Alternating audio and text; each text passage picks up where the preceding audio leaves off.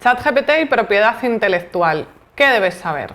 A principios del año, OpenAI ya reconoció que había vulnerado la propiedad intelectual en el entrenamiento de ChatGPT.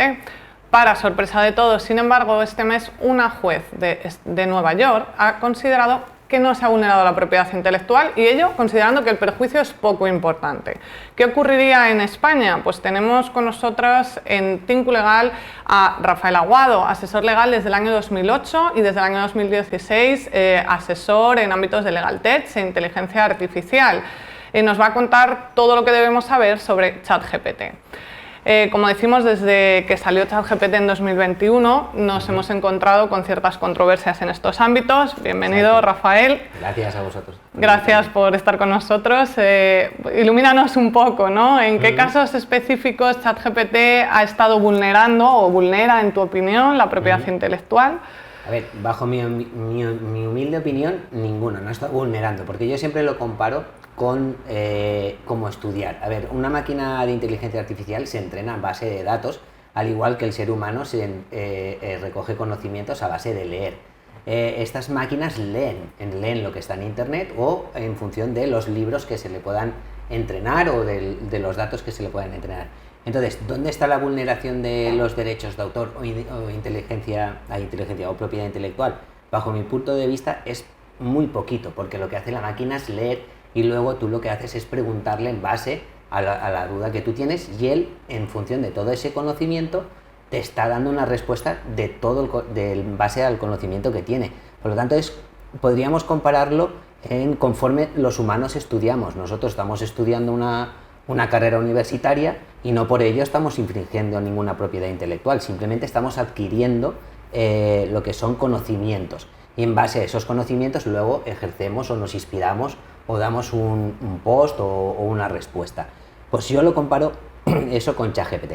Sin embargo, sí que hay veces que lo que se debería hacer es controlar un poquito a lo que son este tipo de empresas que generan inteligencia artificial, para evitar que plagien, simplemente en eso. Pero por ahora, como bien has dicho tú en Nueva York, esta jueza no ha visto que no haya ningún caso donde ChatGPT haya plagiado. Que se haya entrenado con información reservada con derechos de autor y en propiedad intelectual, sí, pero repito, igual que nos informamos todos los seres humanos. Entonces, para poder informar, debes adquirir unos conocimientos. Entonces, lo que se le ha hecho a la IA es darle esos conocimientos. ¿Protegidos o no protegidos? Pues depende para quién. Porque yo pongo el símil de que si antes nosotros escuchábamos música y teníamos que comprar un CD y ahora lo escucho a través de Spotify, ¿está protegido el derecho de autor? Sí. Spotify paga un canon, pero tú no estás pagando ese canon, tú estás pagando una suscripción. Entonces se puede comparar también por esa vía directamente. Es una postura controvertida, ¿eh? No Sí. Todo el mundo te daría la razón. No todos me van a dar la razón, pero hay que tener en cuenta una cosa, que la inteligencia artificial está aquí para ayudarnos, no está aquí para copiar a nadie. Pero si yo le doy el conocimiento a un bebé y le digo, mira, léete este libro, léete otro, léete a Pablo Coelho, léete el Código Penal, bueno, el Código Penal no porque es libre, pero léete cualquier otro libro, y luego esa persona adquiere unos conocimientos y tú o tu amigo coge y le pregunta, ¿está vulnerando realmente la propiedad intelectual de los libros que se ha leído? No, está adquiriendo unos conocimientos. Sin embargo, ¿se puede regular? Sí, se podría regular esa situación con las máquinas. Justo en eso.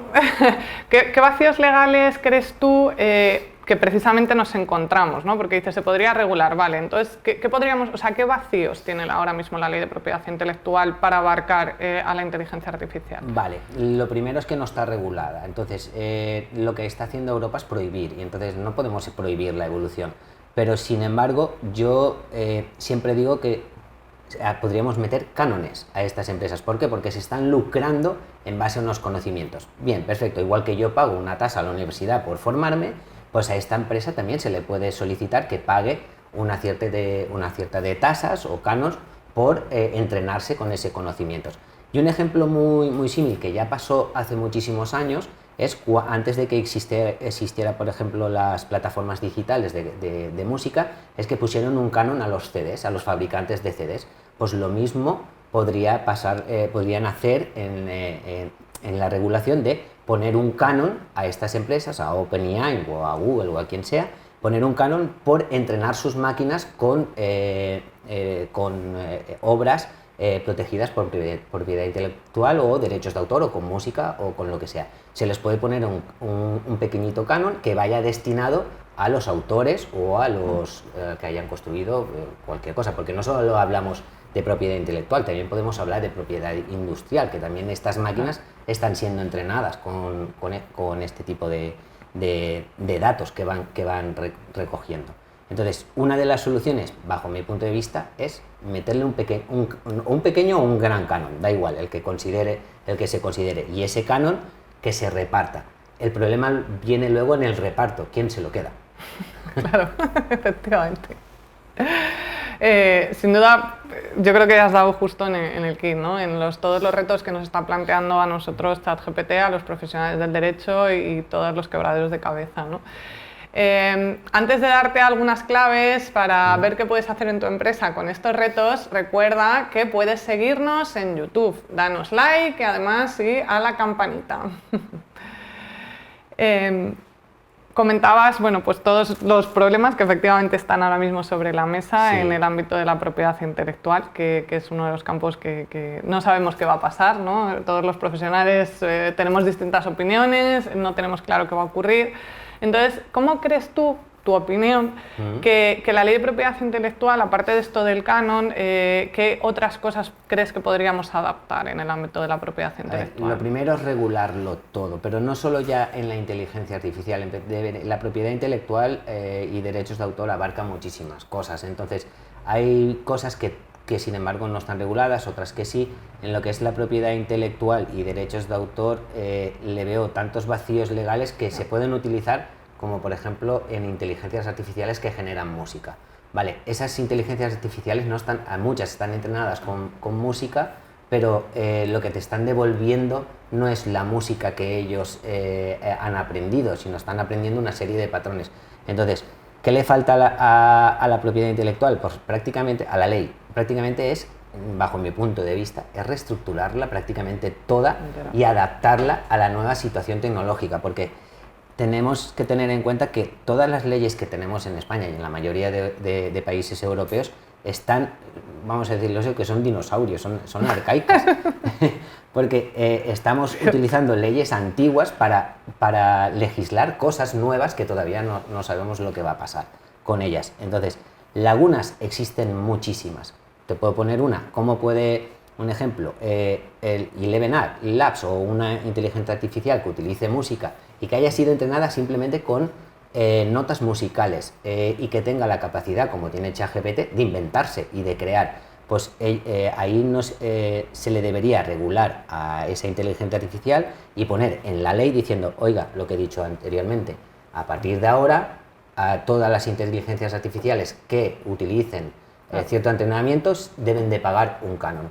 Eso es lo que no está puesto todavía en la ley, deberían ponerlo. Eso es lo que yo considero que lo principal que deberían hacer.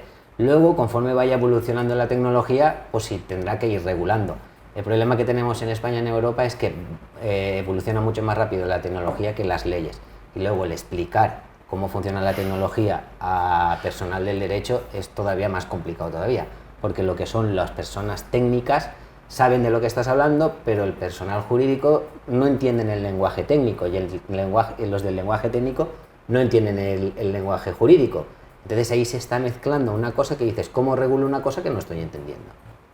El pan nuestro de cada día, tal cual. En la abogacía yo creo que estamos precisamente en ese reto de intentar comprendernos, ¿no? Porque para no ir por detrás, precisamente. Claro. Mientras llegan estas novedades legales, que van despacio, bueno, aunque Europa va avanzando, pero como dices, más con una postura restrictiva, que sí, no precisamente potenciadora, pero desde tu opinión, ¿cómo las empresas pueden proteger su contenido, por lo menos, para que a ellos no les ocurra esta situación o para que su contenido, por lo menos, las empresas no se lucren entrenando la inteligencia artificial con su contenido? ¿Para las empresas de inteligencia artificial o para que no les No, roben para el contenido? eso es, para que no te roben la propiedad Para que no te intelectual. roben la propiedad intelectual es muy complicado. O sea, la prueba la tenemos con la música, no ahora, ya de antes, o sea, con no el plagio, sino con lo que es el copiar. Pero en el caso de que no te roben, es bastante complicado regularlo. Todo lo que subes a internet se divulga. Entonces, ¿cómo controlas tú, llevándolo a un término más común, cómo controlas tú a tu hijo que está fuera de casa y no lo estás viendo? Entonces, es bastante complicado. En una empresa que ha generado algo para que no se la roben, pues simplemente, como ha dicho la compañera, oye, hay que confiar un poquito en divulgar tu idea para que te apoyen. El que te la roben, a lo mejor no te la roben, pero igual te la copian y cambian una letra y se acabó. Ya no es un plagio, ya se ha ido una modificación. Yo cuando asesoro a empresas o empresas tecnológicas, yo siempre les digo que, oye, no tengáis miedo, patentar vuestra idea y luego, si os la roban, pues sentiros orgullosos de ello, porque eso es que estáis haciéndolo bien. Pero para evitar eso, lo primero que debe hacer el legislador es legislar a las empresas que están entrenando las inteligencias artificiales. Y segundo, el que en el caso de robo, pues que haya sanciones bastante grandes para, por lo menos, persuadir el robo directamente. Eso es lo que primero que deberían hacer. No restringir y prohibir, pero sí lo que es persuadir un poquito a los que roban lo ajeno directamente. Sí, porque es bastante complicado. Yo puedo, si yo genero una idea y la publico, es muy difícil saber si no me la van a robar. Si no quieres que te la roben o te la copien, habría que meterlo dentro de un cajón. Es como dejar un coche en la calle. O sea, es exactamente lo mismo. ¿Me lo van a robar? No lo sé. Pero para eso existen unas leyes.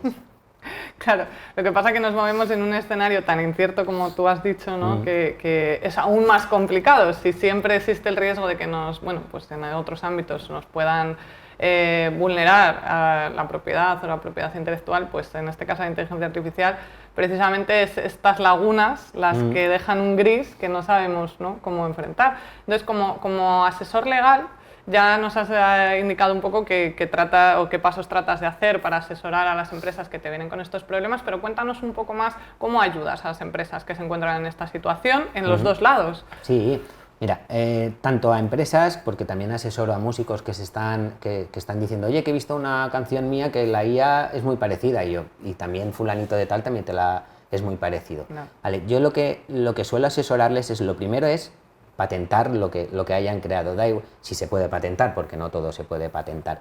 Luego protegerlo en propiedad intelectual, en derechos de autor o lo que sea. Y luego, una vez lo publicas, mirar exactamente qué es lo que ha realizado esa empresa y qué vulnerabilidades pueden ser susceptibles de copiar o de plagiar. Porque no toda la inteligencia artificial puede copiar. Te pongo un ejemplo. El sonido no se puede copiar exactamente igual conforme lo ha creado el autor original.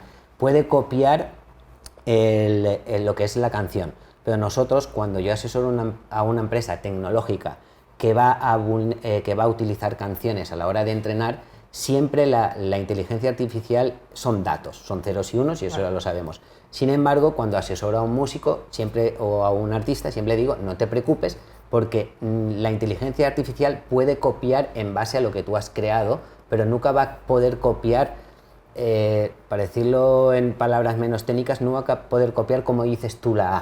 O sea, va a decir una A, pero tú nunca vas a decir una A siempre igual. Siempre la vas a decir diferente. Hoy he dicho una A y mañana la vuelves a decir y no la vas a decir lo mismo. O un texto, lo mismo.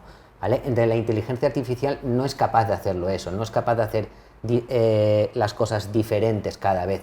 Puede hacerse, te copia y lo que hace es replicarlo siempre de la misma forma. Entonces, yo lo que suelo asesorar siempre es ver dónde lo que ha sido vulnerado. Entonces digo, esto es inteligencia artificial o esto es natural. El plagio, o en el caso de que sea. Y ahí es donde yo asesoro, mira, si tú eres capaz de crear una inteligencia artificial que imite al ser humano realmente, fonéticamente hablando, en el ejemplo que hagamos, fonéticamente eres capaz de hacerla, pues ole tú porque te vas a hacer millonario, pero es imposible, sobre todo en las pruebas forenses. Se sabe perfectamente cuándo es una máquina el que está copiando o es un humano el que está hablando. Entonces ahí es donde yo estoy asesorando y diciendo, a ver, en las dos partes, inteligencia artificial no eres capaz de hacerlo, entonces debes pagar el canon. Ahí es donde debes pagar un canon y cuidar en lo que estás entrenando tu inteligencia artificial y si ya nos obligan a hacer el canon, pues pagarlo o avisar de cómo te has entrenado, en qué canciones o en qué documentos te has entrenado. ¿Para qué? Para que el día de mañana cuando te soliciten poder demostrarlo y pagar o lo que sea. Y a los creadores de contenido o a los creadores de tal, decirles primero no tener miedo y sobre todo proteger y registrarlo todo, siempre, o sea, en los recursos que existan actualmente. Y siempre tener una copia y que no tengan miedo que la inteligencia artificial les coja, porque si ya la ley ya va por un lado en decir que van a sancionar, tú tener la prueba de pagar un canon, ya tener la prueba de que ese contenido ha sido registrado tuyo y de que esa inteligencia artificial lo ha cogido porque lo ha subido en tal plataforma y tal. Nosotros y todos los mundos de la tecnología sabemos que todos los archivos pueden llevar, como se llama, un tipo de marca de agua, ¿vale? Entonces, un metadato y tal, pues si tú subes un archivo digital, directamente pues decir, oye, este metadato es mío, regístralo conforme puedas, y así es como yo suelo asesorarles, diciendo, registra todo el contenido, cómo lo has creado desde la A hasta la Z, regístralo en un papel o como quieras y mándalo a un sitio donde pueda estar registrado. Puede ser en patentes y marcas o simplemente subirlo a la nube para que tenerte una prueba o en Creative. Si es eso hablando de sonido. Si es una inteligencia artificial, lo mismo. Oye, decir claramente los pasos claros de cómo ha sido entrenada, qué datos habéis cogido, de dónde los habéis cogido, para evitar sanciones. Y sobre todo, el código que estáis utilizando, registrarlo, guardarlo, porque si tiene que haber un cambio legislativo que os obligue a cambiar el algoritmo a la hora de hacer cualquier cosa, que sea lo menos costoso posible el cambiar ese algoritmo. Pues la verdad es que creo que me has dado muchísimas ideas, ¿no? Creo que más que muchos profesionales que todavía están un poco intentando adaptarse, nos has dado como muchas recomendaciones que yo creo que son fundamentales ahora en todo el desarrollo empresarial. Muchísimas gracias por tu experiencia, por estar con nosotros y por contarnos, la verdad, mucha información valiosa. Gracias. Gracias a ti.